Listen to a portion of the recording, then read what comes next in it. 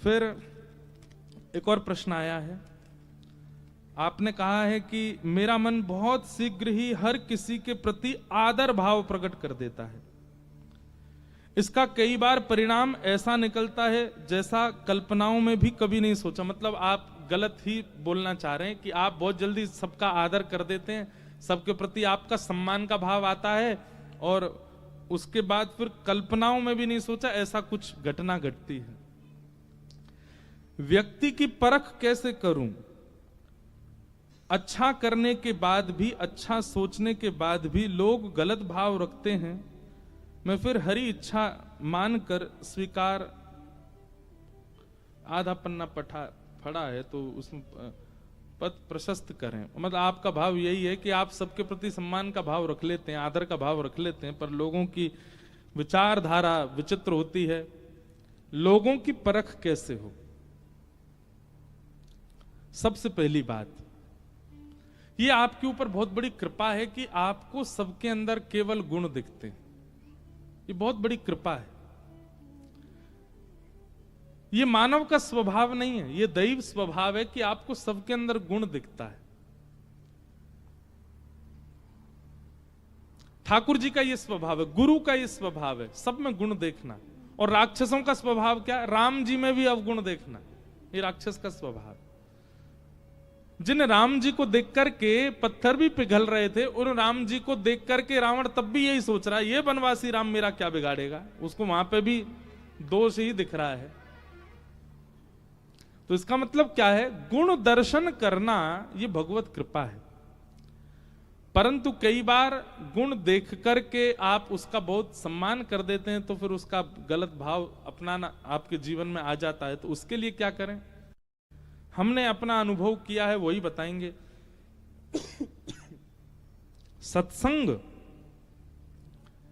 व्यक्ति को 3 बातें सिखाता है। आंख पढ़ना, नेत्रम, वक्त्रम और विकारेण। जब आप बहुत सत्संगी हो जाते हैं, खूब अच्छे से सत्संग करने लगते हैं, रोज कथा सुनने लग जाते हैं, तो आपको 3 चीजों की परख होने लग जाती है। व्यक्ति के नेत्र, व्यक्ति की वाणी और व्यक्ति की चाल ढाल, आकृति, उठता कैसे, बैठता।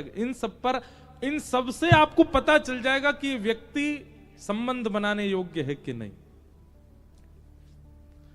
याद रखिएगा, दोष नहीं देखना है, अवगुण नहीं देखना है, पर हां कितना सामीप्य बनाना है, यह सत्संग आपको सिखा देगा।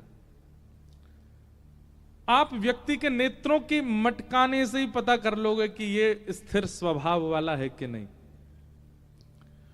उसकी आंखें पलकें कितनी बार झपकती हैं, उसी से ही अनुभव होने लग जाएगा कि इसका स्थिर मन है कि नहीं। पहली बात नेत्रम, दूसरी बात वक्त्रम।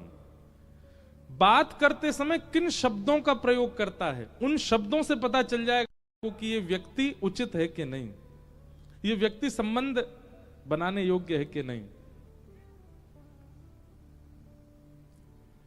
अब देखो, एक बात हम सामान्य बात बताएंगे, ज्यादा क्लिष्ट नहीं।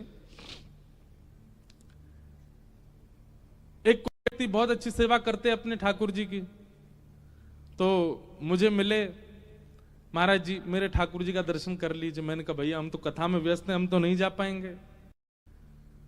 तो उन्होंने कहा मैं अपने ठाकुर जी यहीं ले आऊंगा। अब ले आऊंगा शब्द, इस शब्द से यह पता चलता है कि वह व्यक्ति ठाकुर जी की सेवा में अति निपुण नहीं है। अगर अति निपुण होता, ठाकुर जी को सामान्य व्यक्ति भाव से ले आऊंगा नहीं कहेगा, क्या कहेगा? मैं अपने ठाकुर जी पधराऊंगा। अब ये एक शब्द आ जाता है तो पुष्टि मार्गीय भाव, पर सेवा में अति रहने वाला व्यक्ति फिर शब्दों से उसके से पता चल जाता है कि वो क्या कह रहा है। महाराज जी, अब कई लोग भोजन पवाते हैं, आपको रोटी डाल दूं, रोटी डाल दूं, चटनी डाल दूं, सब्जी डाल दूं। अब ये डाल दूं शब्द से क्या पता चलता है कि इन्होंने संतों को भोजन कराया ही नहीं है कभी। ये वैष्णवों को भोजन नहीं कराना जानते, इसीलिए बोल रहे हैं डाल दूं। हम कोई गैया हैं, बछड़ा हैं, कौन है डाल दूं? वैष्णव को क्या कहा जाता है? आपको सब्जी परोस दें या पधरा दें। कभी संतों की पंगत में बैठोगे तो संतों की पंगत में परोसने की भी एक नियम, वहां पे नमक नहीं कहेंगे, वहां पे राम रस, राम रस। अब बेचारा जिसने कभी संत पंगत नहीं पाई होगी, राम रस आ रहा डाल दो, राम रस होता नमक। रोटी राम, रोटी राम, रोटी राम। महाप्रसाद में अब देखो, बंबई का बच्चा अगर बैठ जाए पंगत पाने और महाराज पंगत बोल रही महाप्रसाद महाप्रसाद महाप्रसाद महाप्रसाद, अब वो पहले महाप्रसाद मतलब कोई विशेष प्रसाद होगा, महाप्रसाद कहते हैं चावल को। तो शब्दों से व्यक्ति कैसा है और किस संगति में रहता है पता चल जाता है।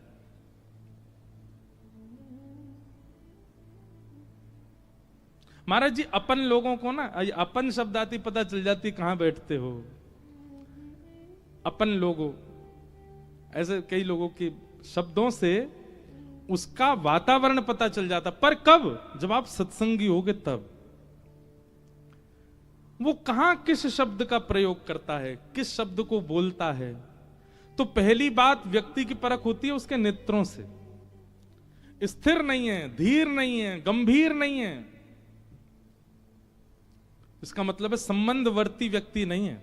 दूसरी बात, वाणी शब्द किन किन शब्दों का प्रयोग करता है उससे पता चलता है संबंधवर्ती है कि नहीं। और तीसरी बात,